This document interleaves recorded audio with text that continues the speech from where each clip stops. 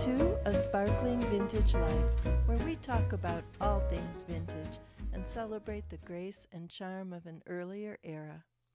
I'm your host, Jennifer Leo, and this is episode number 27. Today I want to talk to you about weathering a storm, whether that's a literal physical storm causing blizzards or hurricanes or loss of power, or whether it's a pandemic like the COVID-19 that's keeping us isolated and indoors as I record this in the late winter, early spring of 2020. Or sometimes it's some kind of relational or emotional storm that's wreaking havoc on your personal life, a job loss, a relational breakup, a serious illness or accident. Whatever the case, something has rocked your world, and life is not proceeding as normal, at least temporarily. Here in rural North Idaho, we're pretty much forced to be self-reliant year-round. While some scoffers laugh and call us preppers in a derogatory sort of way, North Idahoans, for the most part, tend not to panic because we've already got a good supply of toilet paper, a pantry lined with canned goods, etc. This is not necessarily because we're expecting the apocalypse at any minute, but because we live in a remote mountain region. Storms can brew up at any time, roads can be washed out, and some of us live many miles from a town or even a highway. This past weekend, for example, on top of concerns about the spread of COVID-19, we experienced a major snow and windstorm that knocked out power to thousands of local households, including ours. Falling trees damaged many houses and even injured people as they sat in their homes. We were fortunate, as it could have been much worse. But that sort of thing is pretty typical of our neck of the woods. So that said, it's not as if we have a lock on how to do preparedness right. And I'm putting right in air quotes there. There is no one correct way to be prepared. It's just that being prepared is more or less a normal way of life for us. Information and misinformation abounds on how to prepare to hunker down during a crisis, so I'm not going to repeat all that here. It's widely available from the CDC and other reliable sources for those who want it. What I want to share with you here are some ways people of the past, our grandparents and our great-grandparents, weathered the crises of their day. After all, they made it through the privations of 2 world wars, the Great Depression, and plenty of life's ups and downs between then and now. And they didn't have the communication or mobility access we have today. I thought they'd have a few words of wisdom to offer, some sparkling vintage suggestions, if you will, for weathering any storm. First, a disclaimer. I am not a doctor or a medical professional of any sort. I am not a theologian nor a psychiatrist. I'm sharing with you some ideas from decades past that helped people conquer their fears and muddle through. So seek your own counsel, consult your own professionals, choose those ideas that work for you, and leave the rest. So here we go with 12 sparkling vintage ways to tackle tough times. Number 1, people of the past leaned on their faith. If you're a person of faith, remember that God is in control. Now, this is not a religion podcast, and I don't aim to make it one now, but I've also made no secret of the fact that I'm a Christian, and I firmly believe that whatever the crisis, God is ultimately in control. He's the one who created the universe and keeps it spinning, not the governments, not the leaders and lawmakers and experts, but ultimately God. That does not mean we don't listen to experts and leaders. We certainly do. But ultimately, we trust in God. Don't be too proud to get down on your knees and ask Him for help. If you want to find peace in this topsy-turvy world, it's what people have done for millennia to find true peace. For For those of you who say you never have time to read your Bible, now's your chance. You've been given a gift of time. Pick up a Bible or a Bible app on your phone. If you're new to reading the Bible, don't think you have to start on page 1 and read all the way through. You don't. I suggest starting with the Gospel of John and the book of Psalms. Just read it, and as you read, ask the Holy Spirit to help you understand who God is and who you are, and who Christ is and what he did for us. Think about the words you're reading and what they mean. The thing is, if we never go through tough times, we will never grow stronger. I'm reminded of the often told story of the moth struggling to break free of his chrysalis. If you see the moth struggling and you try to help him along by opening the shell for him, his wings won't develop normally. It turns out the process of struggling is necessary for his wings to strengthen. Take away the struggle and you take away the strength. So it is with us. God gives us challenges so we'll grow in strength, depend on his strength to get us through. He also designed us to live in community, to help our neighbor and to accept help when we need it. I'll say more about that in a minute, but my number one suggestion is to remember that God is in control. And remind yourself of this always. Number 2, speaking of strength, get some exercise. People of the past did not need to be told to do this.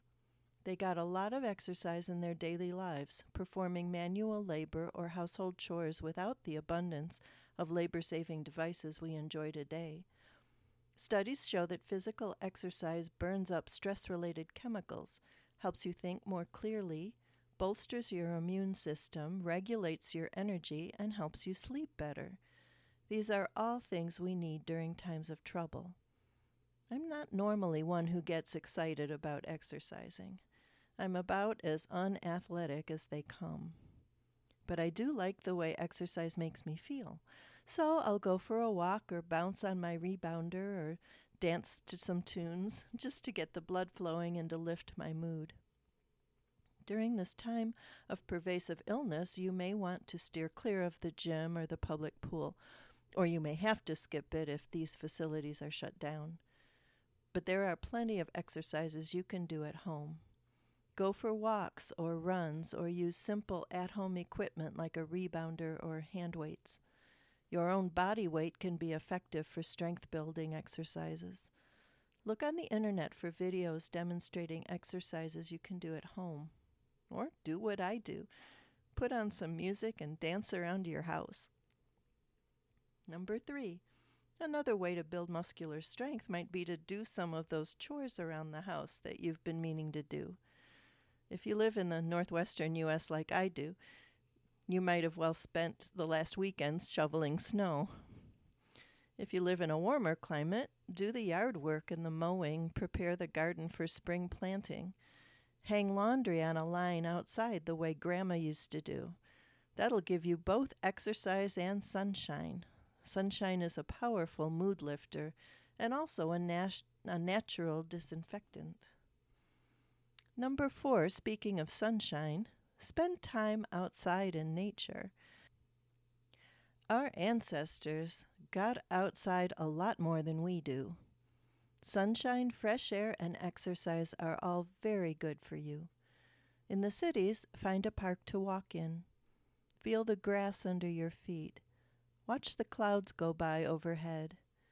If it's springtime where you live, watch for those first buds, for the shoots of early flowers as welcome signs of hope. If you're headed into fall in your part of the world, enjoy the changing colors, the nip in the air that can be bracing and energizing. So suggestion number 4 is to get outside as much as you can. Number 5, eat properly. Our bodies were designed to eat good, nourishing food, minimally processed. Meat, fish, vegetables, fruit, lots and lots of water. You don't need me to tell you what constitutes nutritious food. In times of stress, it's tempting to hunker down with your favorite snack foods and comfort foods to make yourself feel better in the short term. But unfortunately, doing so will make you feel lousy in the long run and won't help you keep up your strength or your immune system. So number 5 is to eat properly. Number 6 is, while we're on the topic of food, if it's spring where you live, think about starting your garden. Digging in dirt and watching things grow is incredibly beneficial for your health and your mood. If it's fall where you live, put up a harvest of healthy food to get you through the winter. Try canning or dehydrating or freezing food. If the skills of gardening and preserving food are unfamiliar to you, maybe use some of this forced isolation time to study up on them. Maybe order in some seeds or some canning equipment. Above all, be thankful for your meals, even if they are by necessity very simple or not quite to your liking. Now is not the time to be super fussy, but to be grateful for whatever food you have. Earlier generations might have said, think of the children starving in Europe if you were leaving food on your plate. I always thought that meant you were supposed to pack up the food and mail it off, and it's not. It meant think of the children around the world who do not have enough to eat and be grateful that you have enough, even if it's not your favorite kind of food. Earlier generations also prayed before meals as a matter of course, but many of us today have fallen out of this practice, if we ever had it to begin with. So take time to thank God for the food and also thank whoever got it for you and prepared it. And if that person is you, be thankful that you have that ability. Number 7, be a good neighbor. God didn't design humans to be loners. Think about what living in a community means to you today. In these times when we're encouraged to keep physical distance from one another to avoid spreading germs, stay connected by phone, text, FaceTime, Skype. Write old-fashioned letters to one another. What a thrill to get an honest-to-goodness letter in the post. Ask those who are elderly or caring for small children if there's some way you can help them. Maybe run some errands or share some of your food or supplies with them. If they need help with some task and you can safely help them without putting yourself in too close proximity or other danger, do it. At the very least, make the call, send the card, write the letter. Often it's a great help to people just to know someone is thinking about us and cares enough to contact us, especially when we live alone. Number 8, get your rest. Sleep does all sorts of wonderful things for your body, including building up your immune system. If you search online, you'll find an abundance of tips for good sleep hygiene. Of course, our ancestors didn't have to worry about too much blue light or screens from their phones. But sleep was still sometimes an issue. I'm now going to read you a passage I found in a 1925 edition of the Campfire Girl's Handbook. It says, when preparing for sleep, remove all your clothing, as it has been absorbing the impurities from the skin all day, especially the clothes worn next to your skin. Hang up your day clothes or place them on a chair where plenty of fresh air can get at them. Wear night clothes that do not bind or press against the body at any point.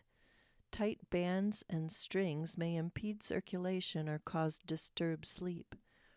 We hardly need to add that you should not go to bed before you have opened one or more windows in your room.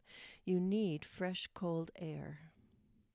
If you are fortunate enough to have a sleeping porch, use it by all means. Be sure the bed clothing is warm and of lightweight material. Heavyweight clothing weighs the body down and does not invite refreshing sleep. That was advice given to the Campfire Girls in 1925 that still holds true today for the most part.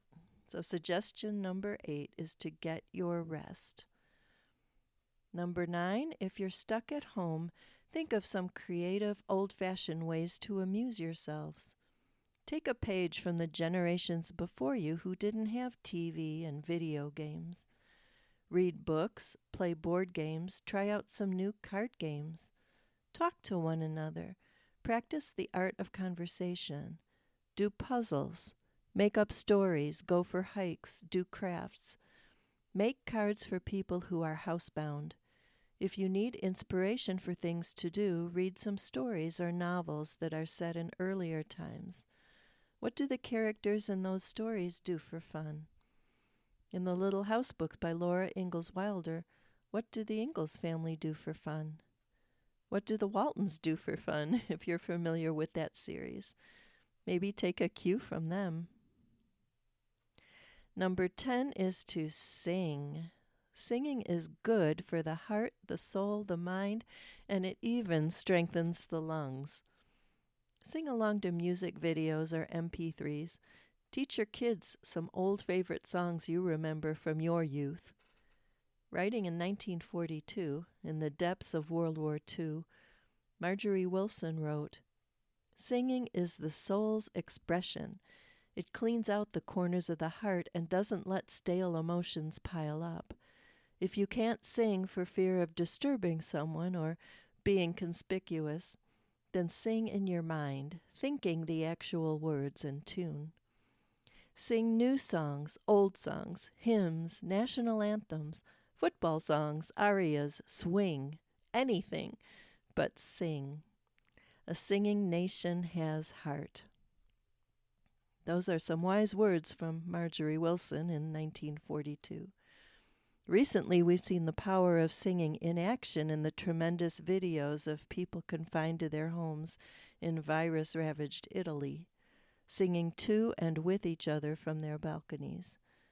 If you haven't seen those inspiring and heart-lifting video clips, they're worth searching for on the internet. I'll try to link to one or two of them in the show notes. Number 11, if you're stuck at home, learn and practice some useful skills, especially old-fashioned ones. I've already mentioned gardening and food preservation like canning, but there are so many others. Learn to cook from scratch using raw ingredients. If you're already an accomplished cook, you can still experiment with new recipes. During the pandemic, we're not eating out as much or at all, so avoid food fatigue by learning new recipes. Learn how to make yogurt or sourdough bread or homemade cheese. Learn to sew or do woodworking or carpentry. Study a foreign language or some other topic that interests you or that will be useful to you in your work or your life. Do those things you always say you never have time to do. If you're isolated at home during the pandemic or for any other reason, you've been given a gift of time. Use it wisely. And number 12, clean something. This one always works for me when I remember to do it. If your mind is out of sorts, if you're having trouble concentrating on anything, step away from the news media and go clean or organize something. One drawer, one cabinet, one tabletop that tends to attract clutter. There's something about putting things to rights, making them neat and clean in a tangible way, seeing them come to order right before our eyes that untangles our thoughts as well. You don't have to tackle a whole closet at once or, heaven forbid, a whole basement or garage. Just take one sock drawer or one toolkit at a time. Listen to music while you work or to an audiobook or a podcast, something cheerful and uplifting. Avoid the doom and gloom. As your hands put things in order, your spirit will rise. Isn't that what traditional spring cleaning is all about? Well, that's it for today. Stay safe, stay healthy, and stay warm, my friend. If you have questions or if you have some other suggestions for how to survive and even thrive through tough times, shoot me an email at Jenny, Jenny, at sparklingvintagelife.com. I'd love to hear from you. You are not alone. If you enjoyed this podcast, please leave a rating and review at Google Podcasts or Stitcher or wherever you subscribe to podcasts. And I'll be back soon to discuss another aspect of a sparkling vintage life.